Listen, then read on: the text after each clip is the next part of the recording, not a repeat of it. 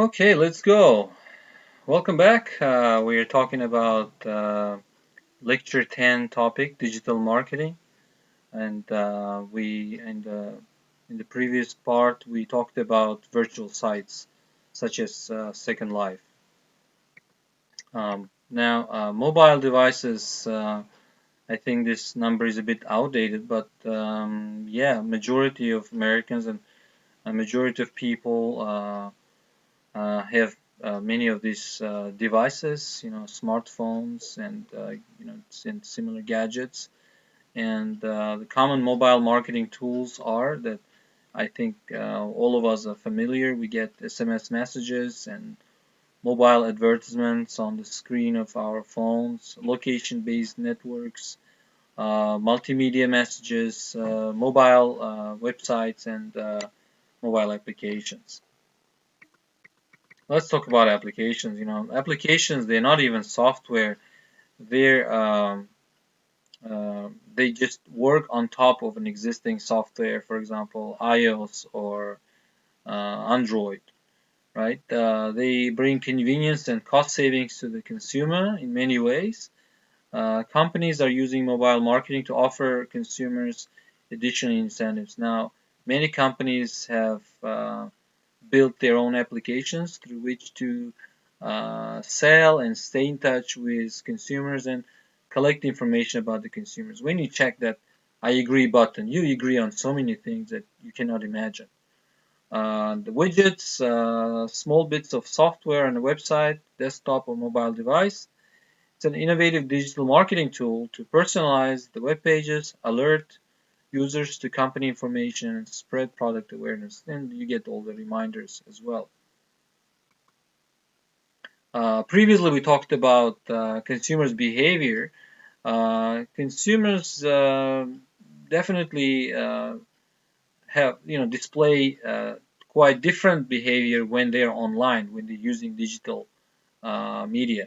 So businesses have witnessed a range of changes in consumer behavior.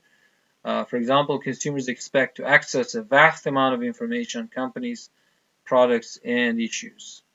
Also, consumers share information experiences with each other through social networking sites because it's just one click away. It's so much more easier than, going to a friend and telling him about your experience, or, even calling the friend and, explaining this on the phone. Consumers can regulate the information they view as well as rate and sequence of exposure. So digital media requires marketers to approach their jobs differently compared with traditional marketing. So as we said, people's behavior completely changes when they're online. They become different people.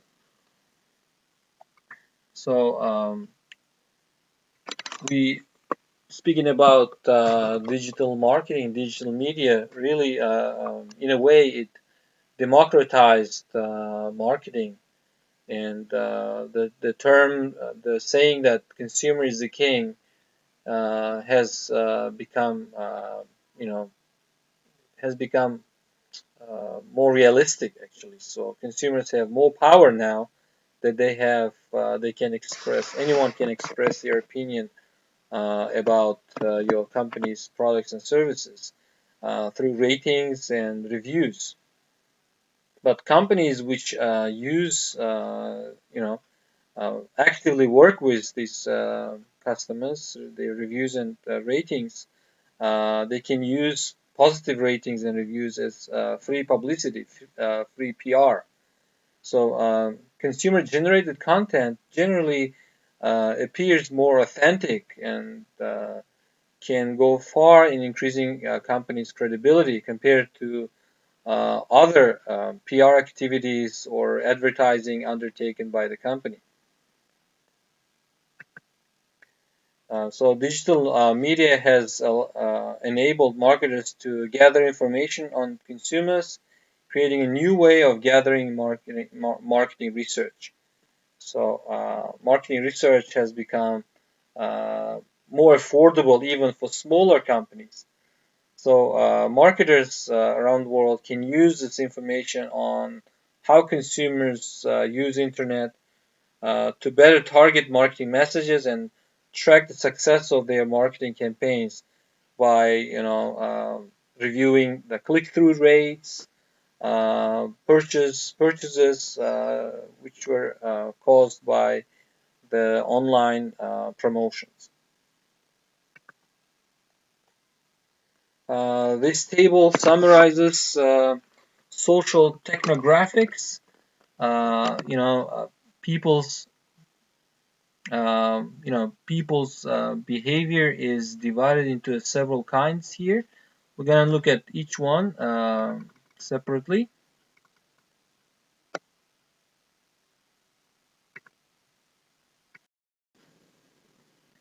All right. So let's take a look at different kinds of online consumer behavior. So let's just take a look at some of them, but all of these types exist in all the countries. Creators, they create their own media outlets such as blogs, podcasts, videos, and wikis. I people are saying that I could be a good blogger. Yesterday, I broadcast my first video on YouTube, thanks to my friends from the business courses called موفقيت Keys to Success. And it was a trial. Previously through this course we broadcast my Aziz Gaparov's training, my colleague Aziz Gaparov's training through Facebook. But yesterday we tried it through official channel of Keys to Success business courses. So I'm, slowly, becoming, you know, member of this category here. Uh, Conversationalists regularly update their Twitter feeds or status updates, like on Facebook. Critics are people who comment on blogs and post ratings and reviews. So, as you can see, it's like more like evolutionary, and at far extreme are inactives, online users who do not participate in any digital online media, but this number is dwindling, especially thanks to this current quarantine measures. Even people who despised online media, they are slowly coming to realize its benefits, and they're slowly embracing it.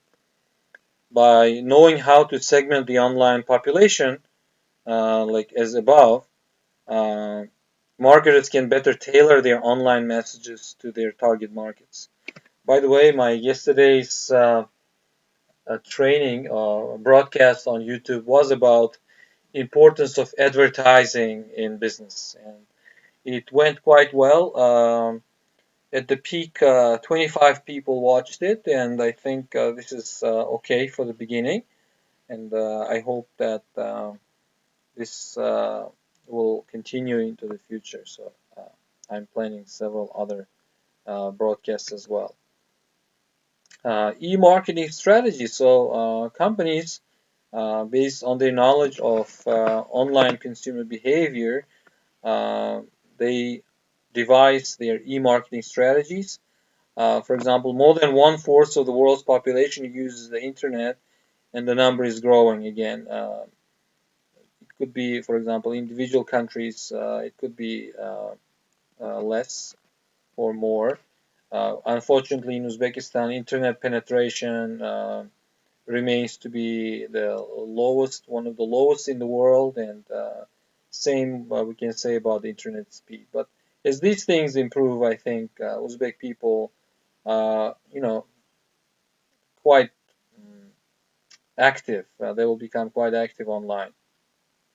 More than three-fourths of people in North America have internet access, and it has been steadily increasing.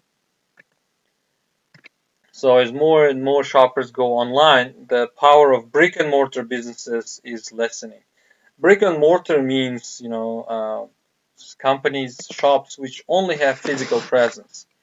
So that's why more companies they're adopting online marketing of their products and services as well.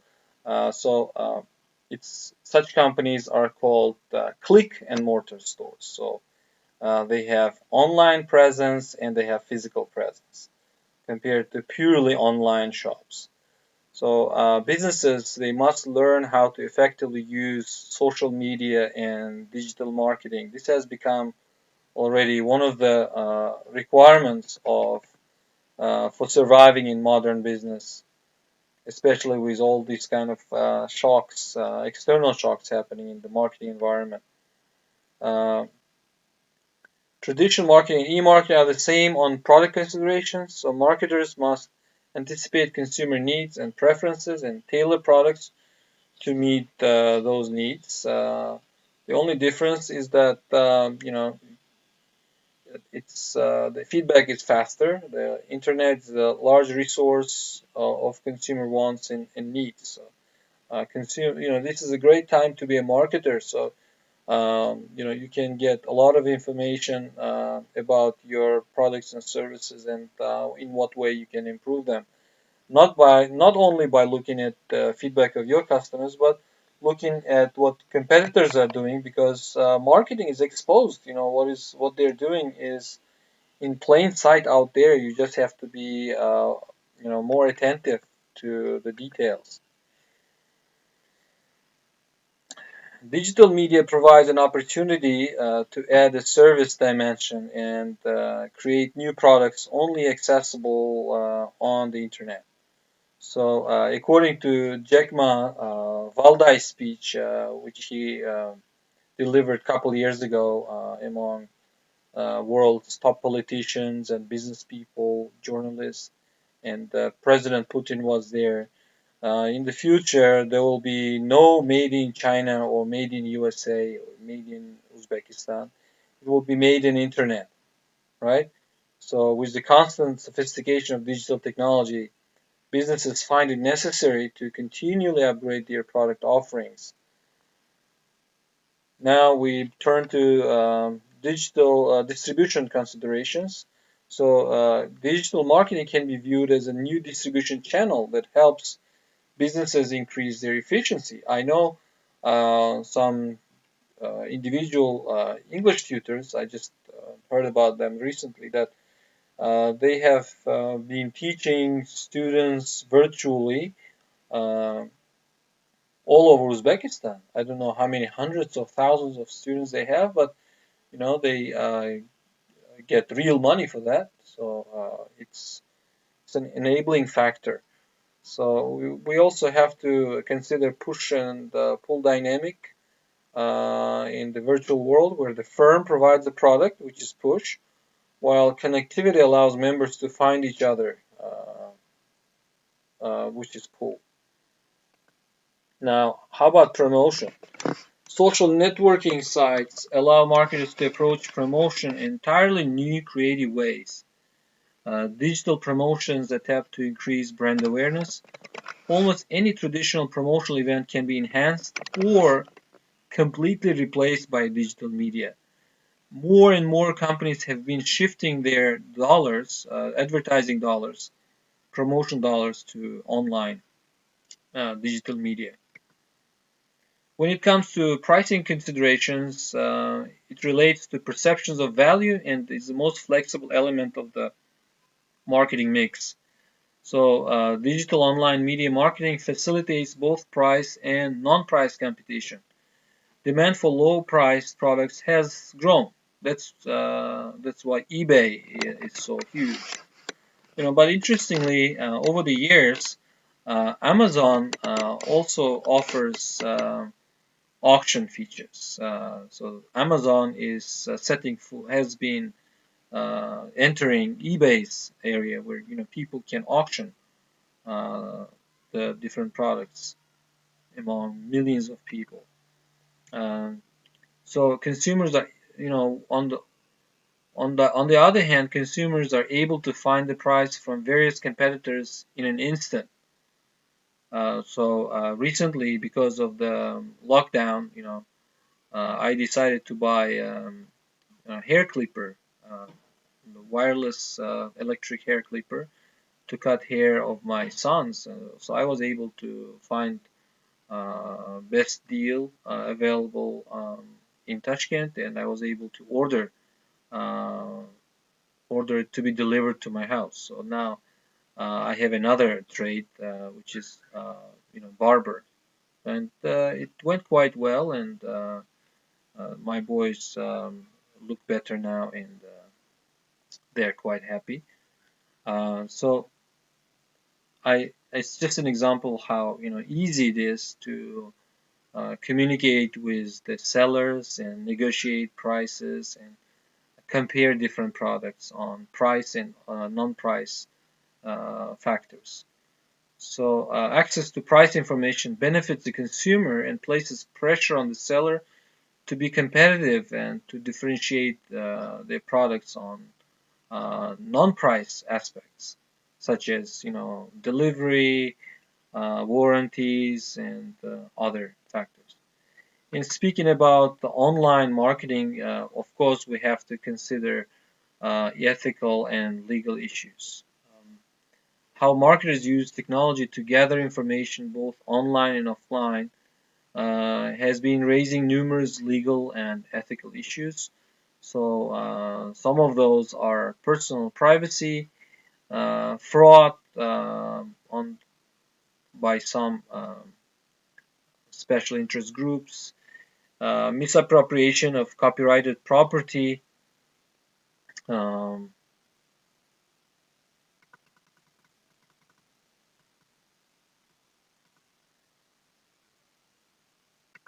Speaking about intellectual property, each year intellectual property losses in the U.S.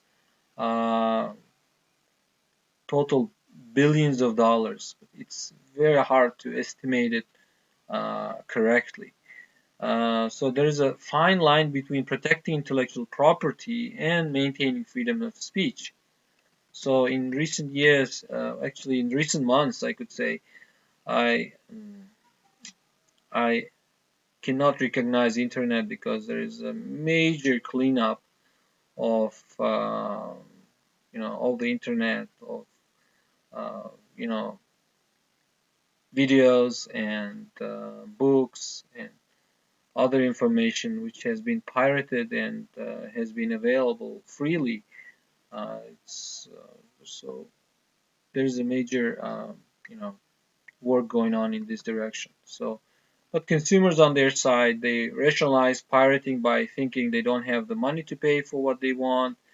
Their friends engage in piracy, and whatever in many societies, whatever becomes widespread becomes normal, and people get a thrill by risking that, and they think they're smarter and more tech savvy. But again, this has been slowly changing, especially with Uzbekistan preparing to enter World Trade Organization.